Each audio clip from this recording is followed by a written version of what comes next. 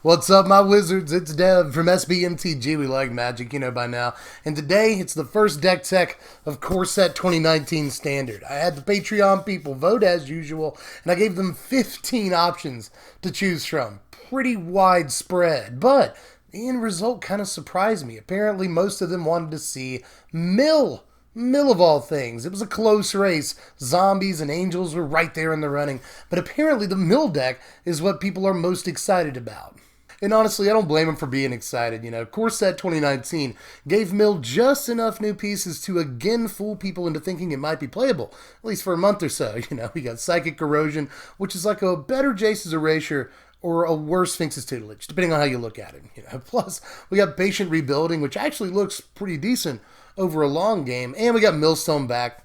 I guess that's cool, you know. Millstone was important in 1993, so we might play it. Plus, we got Fraying Sanity for the next couple of months until rotation, at least. And Fraying Sanity never really lived up to the hype when it first came out. It mostly just went along traumatized in, like, casual decks, right? But never really did anything in Standard. But now that we have all these mill pieces from Core Set, maybe Fraying Sanity can finally be insane. See what I did there?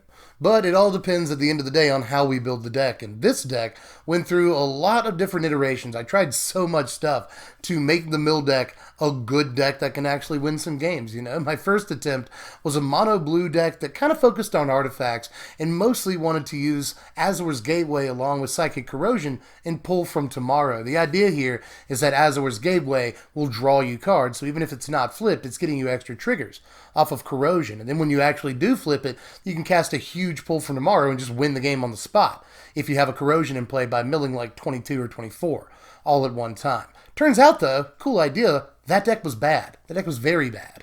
But I wasn't quite done with the idea of mono blue artifacts yet. My second attempt revolved around using Crucible of Worlds to just recur Ipnu Rivulet over and over and try to mill them out that way. Plus, you can also play Inspiring Statuary, and that'll make all of your blue enchantments really, really cheap. And you can play Trophy Mage, because Trophy Mage will let you go get Crucible of Worlds or Inspiring Statuary. So I thought that would be really good, right? No, it turns out that deck is also bad.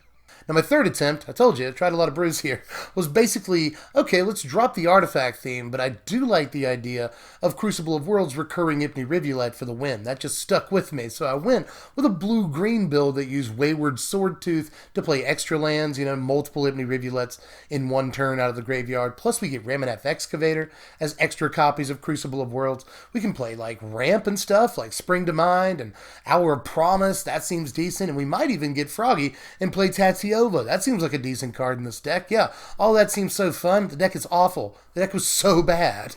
Now, before arriving at the finished product and actually learning my lesson, I tried one more deck, and that was a blue-white Panharmonicon deck that looked to take advantage of Psychic Corrosion by doubling up on triggers from creatures that draw us cards, like Champion of Wits and Riverwise Augur and Cloud Blazer. This deck also very bad, because none of these decks, aside from the creatures in the last deck, have any interaction whatsoever. They just don't interact with the opponent at all. And that just means that we get run over a lot of the time because we're all in on our mill plan no matter what. And in the end, it turned out that how much we're trying to make the mill plan work is actually directly proportional to how many losses we receive. There is a direct correlation between those two things. So it turned out that what we needed to do was up the interaction by as much as we possibly could, play a longer game if we possibly could, and just mill them out as a matter of course, as a matter of grind, rather than just trying to be super cute and do childish stuff. So what we ended up doing was just dropping the important mill pieces into a control shell, and that has by far and away been the most effective of these mill brews.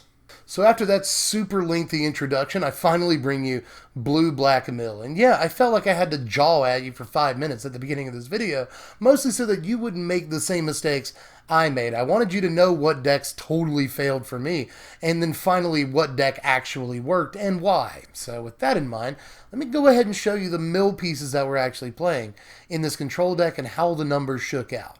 We are going to play 2 copies of Patient Rebuilding, 4 copies of Psychic Corrosion, 3 copies of Millstone, there it is, and 1 copy copy of Fraying Sanity.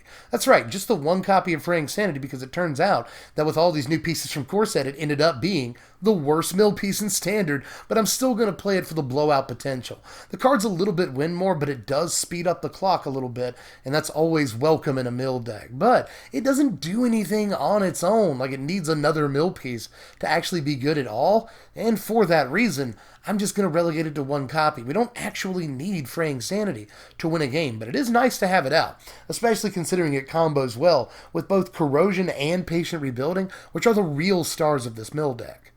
And by the way, they go well with each other. This is effectively a combo in and of itself, because if you've got a Corrosion on the board and a Rebuilding, then when you mill them those 3 cards during your upkeep, and they mill a land, you draw a card where you're just milling more from Corrosion. So you can just easily mill at least 5 cards a turn if you've got both of these out.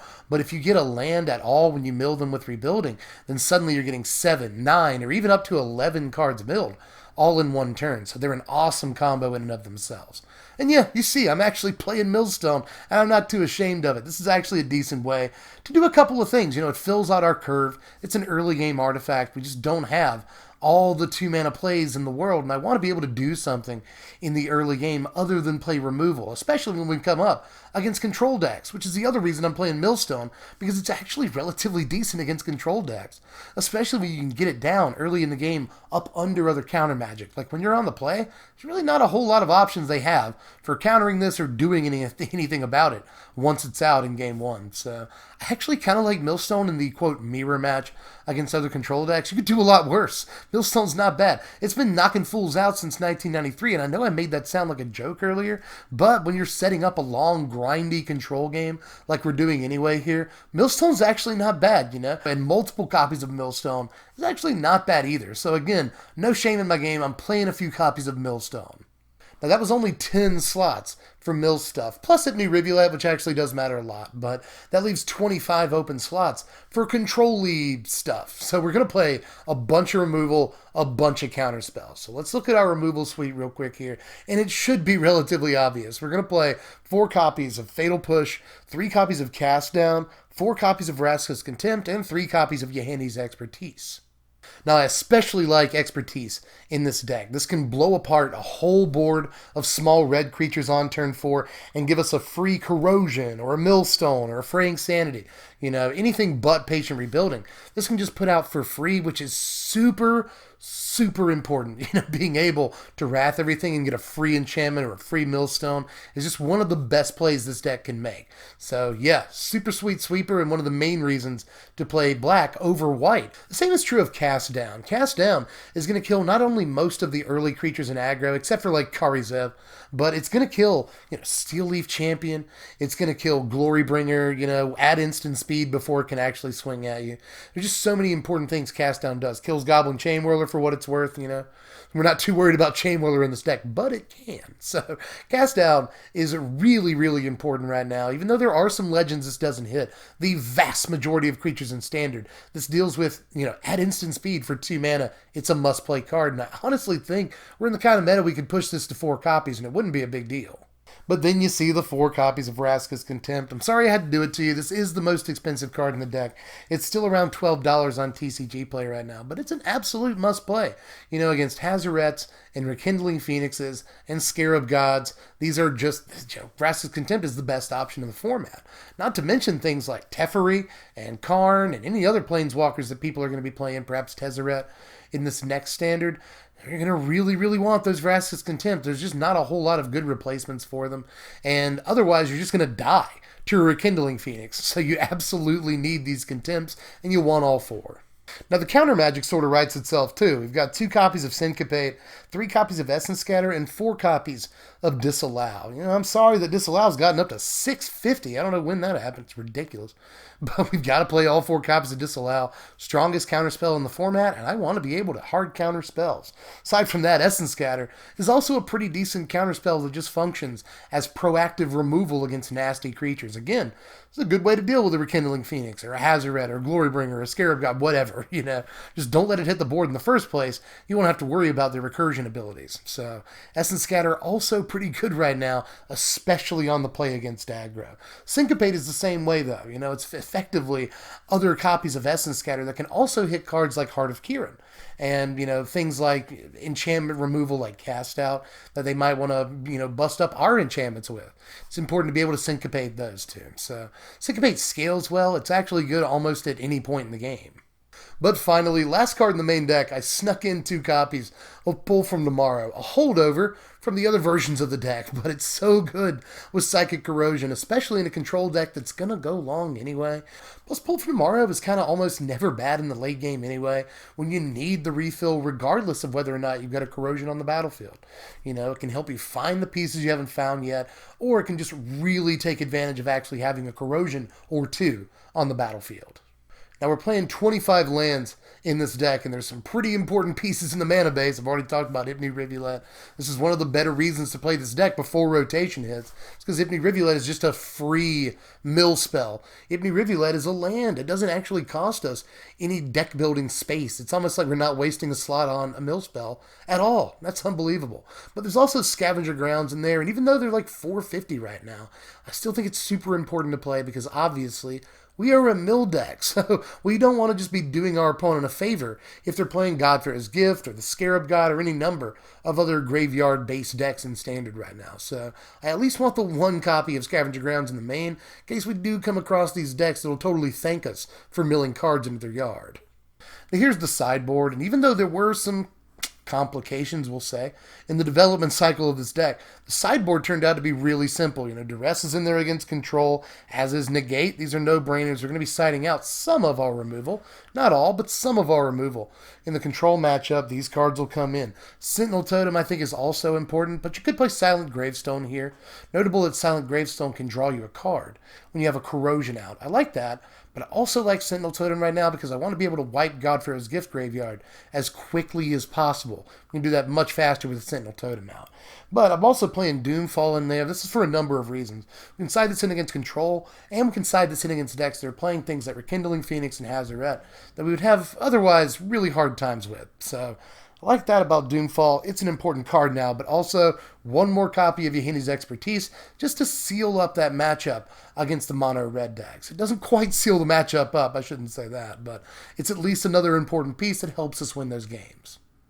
But here are your power rankings right here. A final score of 63 because at the end of the day, you know, dust settles, smoke clears. This is still a mill deck, and mill decks can be tough to win with. I'm just being realistic here. Just letting you know, it's like, you know, usually your opponent starts at 20 life. Milling your opponent out is like giving them 40 life. They started 60 life. Really, they started like 53 life, but whatever. Who's counting? And that can be really, really tough. And this deck is no different. Although, again, I do think that if you're going to play mill, this is the best way to actually win games. Now, if you want to have fun, those mono blue artifact ideas, that Simic idea, the Panharmonicon idea, those are all a boatload of fun. But are they going to win you games? Not as often as a control deck will. But at the end of the day, still a mill deck. So approach with caution. Takes a skilled pilot like any control deck, but it also takes a patient pilot like any mill deck. But I'm pretty sure I'm tapped out. That means it's your turn now, though. Go to the comments section. Let me know how you felt about the finished product here, or any of the other ideas I talked about. Or if you've got ideas for mill that I didn't bring up, let us know down there in the comments section. You've got our ear at this point. Everyone's trying to build mill. Apparently, a ton of people are excited about it. So if you have the way to build mill, don't hide it from us. Let us know down there. But if you are interested in playing the deck the way I built it, which again, at least compared to the other ways I built the deck, is the way you're going to win the most games, then the first thing you have to do is have the cards in your possession. So click the first link in the description. That'll take you over to my sponsor, TCG Player. There you can view the deck list on their website, and you can buy any pieces that you need, or you can buy the whole thing at the same time for a little under $150 right now. Kind of a high price tag compared to some of the other stuff I was working with. But again, I really want Mill to be able to actually win games, and I think this is how we do it. So if you're interested in winning games with Mill, click the first link in the description. Also, like this video if you enjoyed this video. I put a lot of work into it. As you can tell, I built like 5 decks for this video. But like it if you enjoyed it. Subscribe if you're new, if you haven't seen me before, or if you've seen me a bunch of times and you just haven't subbed yet. Now is the time, because it's officially Core Set Deck season. You don't want to miss the decks, because we got zombies coming up, angels, a bunch of other stuff I didn't mention in this video. And if you want to get involved in these like Patreon polls I keep talking about, where people vote on the decks they want to see, all you got to do is throw $1 a month into the Patreon pot. Not only will you be able to vote on decks before I do them, but you'll also know exactly what decks I'm going to upload the day before I upload them. So a lot of value for $1 a month. There's a link in the description if you want to join the Patreon. But with that, pretty sure I'm actually done for now. So I've been Dev from The Place, and I'll catch you cats later. Thanks for watching, my wizards. Spread love and be kind.